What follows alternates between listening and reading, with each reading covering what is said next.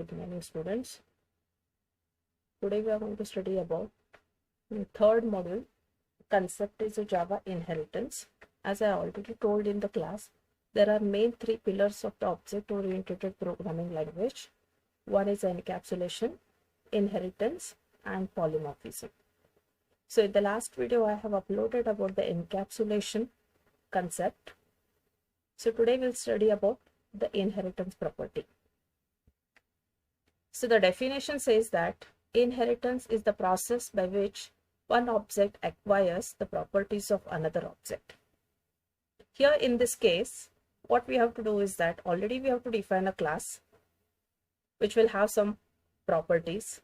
And if I want to extend that class, so instead of doing a modification to the same class, you can go for deriving a new class which can hold the properties of the previous class also. So this property we call it as an inheritance. Using inheritance, we can create a general class that defines traits common to a set of related items. This class can be inherited by other, that is more specific classes, each adding those things that are unique to it. In the terminology of a Java, a class that is inherited is called as a superclass. The class that does the inheriting is called as a subclass.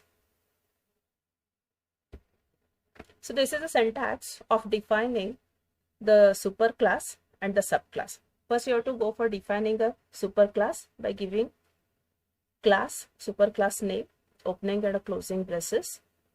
Then class, subclass name extends as a keyword which will allow the inheritance property to incorporate into the Java, followed by the superclass name. Then there are different types of inheritance.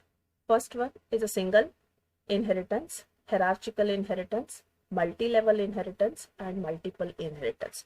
So before studying each type of inheritance, first we'll see what is the use of a super keyword in this inheritance concept, and then we'll go for writing the examples of different types of inheritance. Super has two general forms. First one, the super keyword is basically used to call the superclass constructor and to access a member of the superclass that has been hidden by a member of a subclass. First, we'll see the example of these two types of general forms, and then we'll go for the inheritance types. So first usage of a super keyword is to call the superclass constructor. As the constructor, already we have studied in the previous classes. So to define the constructor in a subclass, you have to go for passing the parameters of the superclass constructor first, then you need to pass the parameters of the subclass. So a subclass can call a constructor defined by its superclass by use of the following form of a super, then an argument list. Here argument list specifies any argument needed by the constructor in the superclass. So here is an example. We have defined a one superclass called as a test, which consists of two private data members, A and a B of type integer. Then we have defined a constructor, that is parameterized constructor, which takes two parameters of type integer, x and a y, which we have assigned the value of a x to the data member A and the value of y to the data member B. After that, we have defined a one subclass called as a subtest, which is a subclass of a superclass test. So we have used extends keywords there. Then a subclass contains a one private data member of type integer, which is a C. Then we have defined the subclass constructor by passing the three parameters, out of which the first two parameters are the parameters of the superclass, and the third one is to use or to initialize the parameter of the subclass.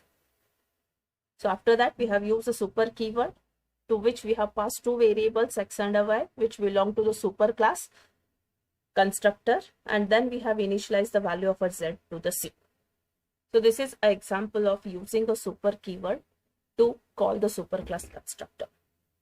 Next, the super keyword can also be used to access a member of the superclass that has been hidden by a member of a subclass.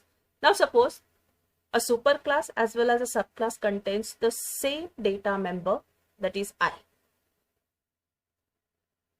In the superclass SSIP, we have defined a variable I of type integer, and in the subclass SCSIP, we have also defined a variable I. Then we have defined a subclass constructor by passing the two variables, one to initialize the member of the superclass and another to initialize the member of the subclass. So here we can make use of a super keyword like this, super.I is equal to A, where the super.I belongs to the superclass variable I, and I is equal to B belongs to the subclass member I. Then we have defined one more method called as a display to display the value of both superclass and subclass variable I. So in this way also we can make use of a super keyword. So next we'll see the different types of inheritance. So first is called as a single inheritance.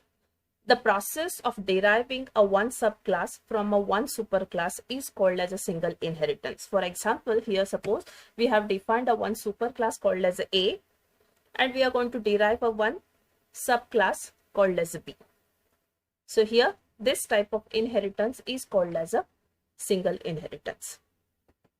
So here is an example. We have defined a one superclass called as a SSIP, which contains a one variable of type integer I. So we have not defined any access specifier. By default, it's a friendly access in the Java, remember. Then SSIP is a constructor which takes a one parameter of type integer. It's A, which we have initialized to I. Then we have defined a one method inside a superclass, that is show, which displays the value of a I. So in the subclass, we have defined a one more variable called as a J.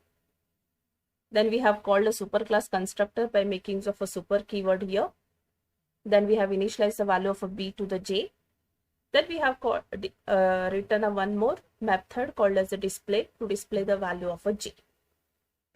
So in the main function, so we have written a one more class called as a MSSIP, in which we have included a main function in which we are going to create an object of the subclass. The name of the subclass is a SCSIP. So we have created an object by passing the two integer variables, and we have called the show as well as display function. Remember, show is defined in the superclass, whereas display is defined in the subclass. Through the object of the derived class, we can call the members of the superclass also. So the output of the program is I equal to 10 and J is equal to 20. The second type of inheritance is called as hierarchical inheritance.